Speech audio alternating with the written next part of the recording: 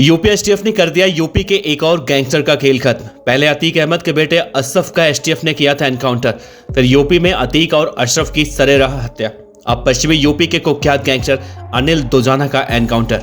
UP में अब खत्म हो रहा है गुंडा राज, क्योंकि अब आ चुका है योगी राज। पिछले कुछ दिनों से पूरे देश भर से यही आवाज आ रही है कि यूपी में माफिया राज खत्म हो चुका है और अब योगी राज आ चुका है। और अब यूपी एसटीएफ ऐसे सभी बदमाशों को खोज खोज कर ठोक रही है ताकि यूपी में शांति व्यवस्था माकूल रहे। इसी कड़ी में पश्चिमी यूपी के एक और कुख्यात गैंगस्टर जिसका नाम है अनिल दोजाना, उसे आज यूपी एसटीएफ ने मेरठ में एनकाउंटर में ठोक दिया। गैंगस्टर अनिल दोजाना के बारे में आपको विस्तार से बताएंगे कि आखिर अनिल दोजाना कौन था। 18 हत्याएं कर चुका था, इसके ऊपर कुल 62 मामले दर्ज थे। और उससे भी बड़ी बात कि अनिल दोजाना अभी हाल ही में जमानत पर बाहर आया था, जिसकी खबर किसी को भी नहीं लगेगी। तो कैसे यूपी एसटीएफ ने उसे आज मेरठ में ठोक दिया, बताएंगे आपको एक एक बातें बहुत ही विस्तार से। नमस्कार, आप देख रहे हैं बीडीएफ न्यूज। पश्चिमी यूपी का कुख्यात गैंगस्टर अनिल दोजाना उर्फ अनिल नागर पुलिस से एनकाउंटर में मारा गया।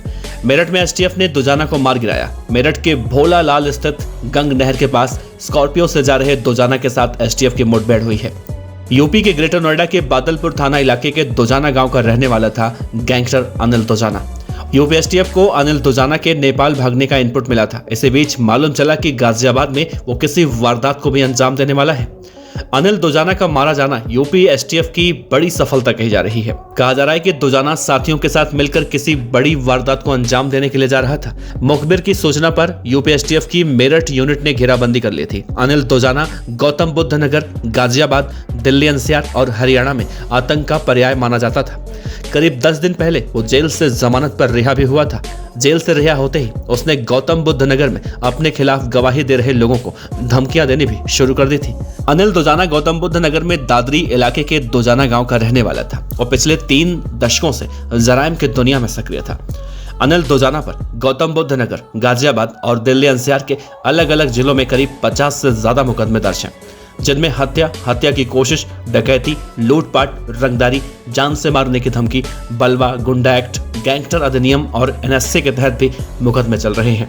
अनिल दोजाना उत्तर प्रदेश के टॉप 10 बदमाशों की लिस्ट में शामिल था। कुछ दिन पहले यूपी के टॉप 65 माफियाओं की लिस्ट योगी आदित्यनाथ के ऑफिस से जारी किया गया था, जिसमें ग्रेटर नोएडा के अनिल दोजाना का नाम भी शामिल है। इस लिस्ट में गौतम बुद्ध नगर जिले के 7 माफिया भी शामिल थे, जिनमें से इस वक्त 6 जेल में बंद हैं। अनिल दोजाना जेल से बाहर आने के बाद लगातार फरार चल रहा था। अनिल दोजाना पर 18 मर्डर और 62 गंभीर आपराधिक मामलों में केस दर्ज है। हत्या, फिरौती, डकैती, जमीन कब्जा और सुपारी से लेकर हत्या की गैंग चलाता था। पश्चिमी यूपी के सबसे बड़े गैंगस्टर सुंदर भाटी से अनिल दोजाना की अदावत चल रही थी। सुंदर भाटी इस वक्त जेल में बंद है। सुंदर भाटी पर दोजाना ने AK-47 से एक बार अटैक भी किया था। एक शादी समारोह के दौरान किए गए हमले में भाटी तो बच गया था, लेकिन इस हमले में 3 लोग मारे गए थे। अनिल दोजाना की मौत के बाद अब सुंदर भाटी की गैंग सबसे ताकतवर और मजबूत हो चुकी है।